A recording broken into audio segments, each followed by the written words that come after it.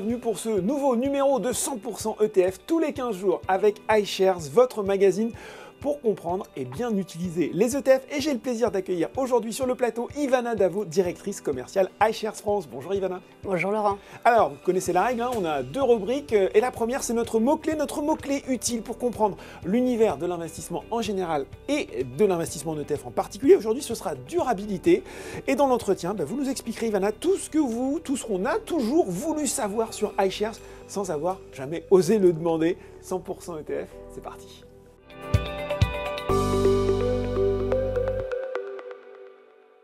Et ce mot-clé à décrypter aujourd'hui, c'est durabilité. Alors durabilité, Ivana, quand on est investisseur particulier, on l'entend même fréquemment depuis plusieurs années, de plus en plus.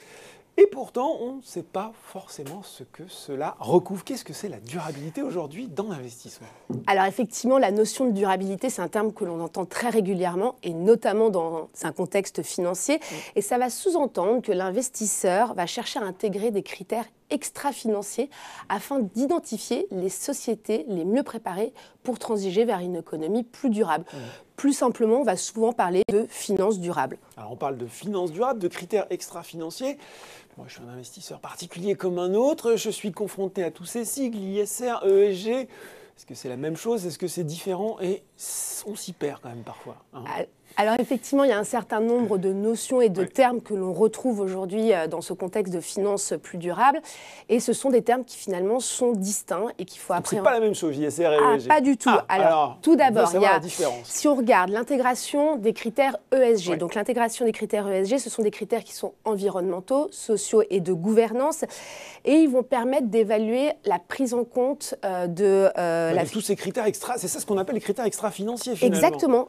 Ils vont permettre d'analyser si la société évolue vers une économie plus durable. Donc ces critères, ils peuvent être les suivants. Si on regarde le pilier environnemental, on va regarder les émissions de CO2 de la société, le recyclage des déchets, la consommation d'électricité.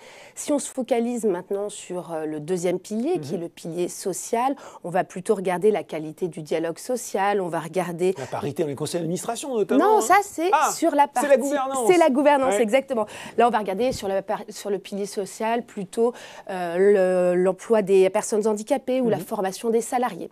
Et ce fameux dernier pilier, donc la gouvernance que vous évoquiez il y a un instant, on peut parler de la féminisation du conseil d'administration ou bien encore de la rémunération des dirigeants. Donc ça, on a parlé de ces fameux critères ESG. Très clair. Si on va sur l'ISR, l'investissement socialement responsable, là, on va vraiment un cran plus loin, dans la mesure où la stratégie d'investissement ne va plus seulement chercher de la performance financière, mais va également avoir un objectif clair de durabilité. Et par exemple, on peut voir les fonds ISR qui ont des objectifs de réduire les émissions de CO2. Bon, voilà, c'est très clair. Et maintenant, on connaît bien la différence entre ESG et ISR grâce à vous. Voilà, justement, pour ces critères. Il y a aussi... forcément, la façon dont on les utilise pour sélectionner les valeurs entreprises pour construire un portefeuille, quelles sont finalement là aussi les approches possibles? Effectivement, il existe un certain nombre d'approches que les gérants peuvent mettre en place dans la construction de leur portefeuille. Je vais me focaliser sur les trois plus courantes pour être simple pour nos auditeurs. La première stratégie, ça va être d'éviter les mauvais élèves. Donc tout simplement, on va exclure des investissements du portefeuille les sociétés qui ont des activités qui sont contraires à ces fameux critères ESG. Par exemple, des sociétés qui ont des activités dans l'armement, dans le tabac, ou encore qui ne respectent pas les droits de l'homme. La deuxième approche, ce n'est pas d'exclure les mauvais élèves, mais c'est de se focaliser sur les bons élèves de la classe. Et là, on va plutôt parler d'approche best in class. C'est ça, cette fameuse approche best in class, ça aussi on entend souvent ce terme. Alors, terme très anglophone, mais j'ai du mal à le traduire en français. Alors là, le gérant, lui, va se baser sur ces fameux... premier de cordée, on pourrait dire.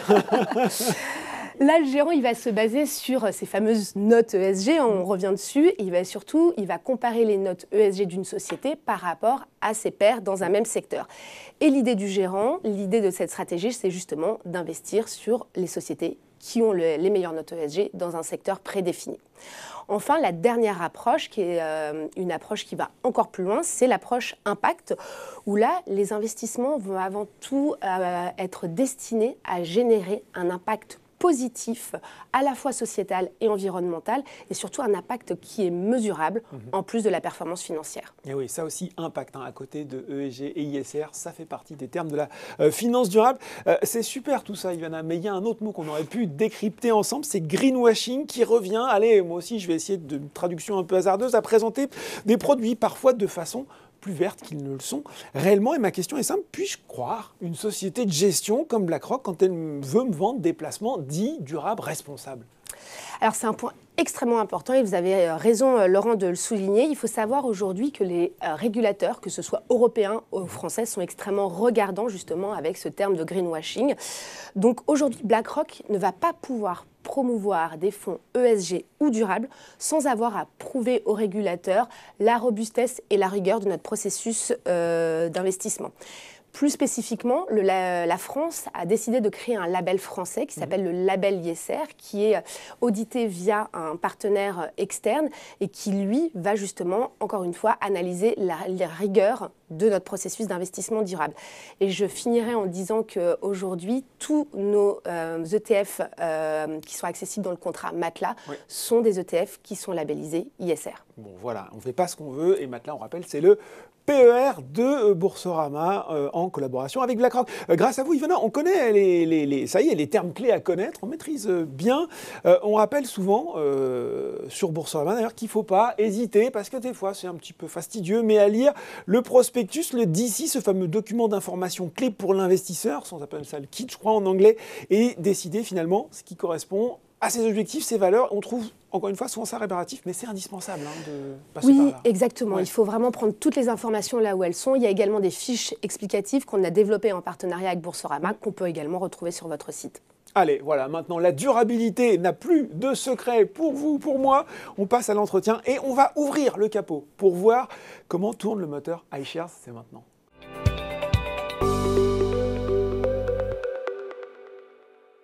Et puis une question toute simple, on a fait ESG, ISR pour savoir la différence. iShares, c'est quoi par rapport à BlackRock? Alors iShares, c'est le nom de la marque des ETF qui sont gérés... C'est la gamme d'ETF de BlackRock. Exactement, qui sont gérés par la société de gestion BlackRock. Alors pour rappel, quand on parle d'ETF, je sais qu'on en parle très régulièrement, mais c'est toujours bien C'est un peu le principe de l'émission. C'est toujours bien de rappeler les principales caractéristiques des ETF. Donc ce sont des Exchange Traded Fund. Merci, j'ai un accent très franchouillard. Donc ce sont des fonds indiciels cotés en bourse qui ont pour principe de répliquer un indice de référence. Et donc ils affichent un certain nombre de caractéristiques.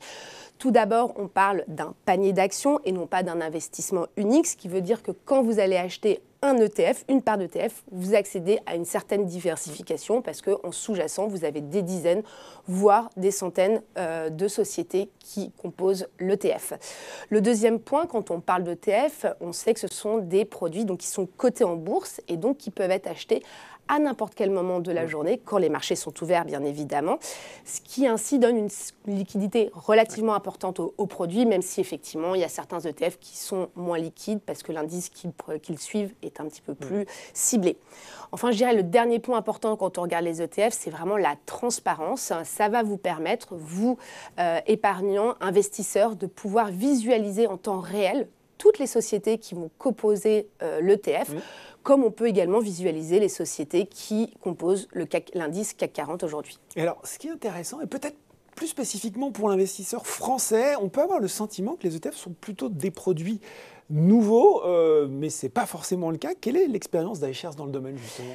Alors effectivement, les ETF, ça reste un produit quand même assez récent, mais ça a quand même plus d'une trentaine d'années, puisque ça a été créé au début des années 90 aux États-Unis, où le premier ETF avait été lancé à l'époque pour répliquer l'indice du S&P 500. Donc pour ceux qui ne le savent pas, le S&P 500, c'est l'indice de référence aux États-Unis qui va suivre les 500 plus grosses sociétés américaines. Plus grande capitalisation américaine. En France, les ETF sont arrivés plus récemment. Le premier ETF français est arrivé sur Euronext en 2001. Donc il y a quand même déjà maintenant plus de 20 ans d'expérience. Exactement. Alors si on parle un petit peu plus d'iShares, donc iShares c'est donc une marque qui a maintenant une vingtaine d'années, qui à l'époque avait été créée via une autre société de gestion. En parallèle, BlackRock continuait de croître ses activités, à l'époque plutôt en gestion active, et avait déjà l'ambition d'offrir une palette d'investissement beaucoup plus large à ses clients. Donc c'est vrai que quand iShares a été mis en vente en 2009, BlackRock s'est positionné pour intégrer la marque et les ETF iShares dans l'offre de BlackRock au sens large. La suite de l'histoire, on la connaît. iShares, c'est une très belle réussite. C'est numéro 1 mondial, numéro 1 en Europe, plus de 1000 ETF accessibles à travers le monde. Si on se focalise sur le marché français, aujourd'hui, vous avez près de 300 ETF que vous pouvez acheter sur le marché français. Et c'est plus de 800 personnes qui sont dédiées à la commercialisation, à la construction, à la gestion des ETF iShares. Quand je vous ai écouté là, Ivana, ça veut dire qu'au sein de BlackRock, il y a des équipes gestion active et gestion indicielle distinctes, c'est ça? Oui, ouais. Alors tout à fait. Et pourquoi il y a des équipes distinctes? Tout simplement parce que ça va requérir un savoir-faire et des techniques qui sont très différentes, notamment sur la gestion indicielle ou ETF. La technologie va être vraiment clé et primordiale dans la construction de ces ETF. Qui dit technologie va permettre aussi de réduire les coûts et grâce à des économies d'échelle. Et c'est aussi pour ça que les ETF sont très accessibles et sont moins chers que la gestion active. Mais je dirais qu'il y a également beaucoup de synergie chez BlackRock entre les équipes de gestion passive et les équipes de gestion active, notamment dans les collaborations avec des équipes transversales comme nos économistes qui vont publier nos données macroéconomiques et perspectives de marché. Exactement. Aussi. Et également, surtout, nos équipes de gestion des risques avec notamment notre outil Aladdin qui est la colonne vertébrale de la maison BlackRock. Alors, moi j'ai bien écouté, j'ai entendu un segment 1000 ETF disponibles à travers le monde. Question assez logique finalement, comment est-ce qu'on crée, est-ce qu'on développe une gamme d'ETF? J'imagine qu'il va falloir travailler aussi avec des fournisseurs créateurs d'indices pour pouvoir créer les ETF qui vont avec, c'est ça? Exactement. Alors après, ça dépend d'une société qui produit qui construit des ETF. Ouais. Nous, on a fait le choix chez BlackRock de ne pas travailler sur nos propres indices. On préfère travailler en collaboration avec des fournisseurs indépendants comme MSCI ou Barclays. Alors, on va constamment collaborer avec eux avec vraiment un objectif, c'est d'aller, on va dire, construire des nouveaux ETF toujours plus innovants et répondant aux besoins des clients. Et je vous donne un exemple très simple. iShares a été la première marque à créer des ETF obligataires, justement pour répondre aux besoins des épargnants qui voyaient que le fonds euro offrait des rendements relativement faibles. On continue d'innover, on continue de travailler avec des nouveaux fournisseurs et notamment on a développé une gamme ETF thématique extrêmement pointue avec le dernier fonds en date que je peux vous citer sur les China Technologies. Valeur de la tech chinoise, j'imagine. Ah, bah alors là, voilà. Ça marche très très bien d'ailleurs.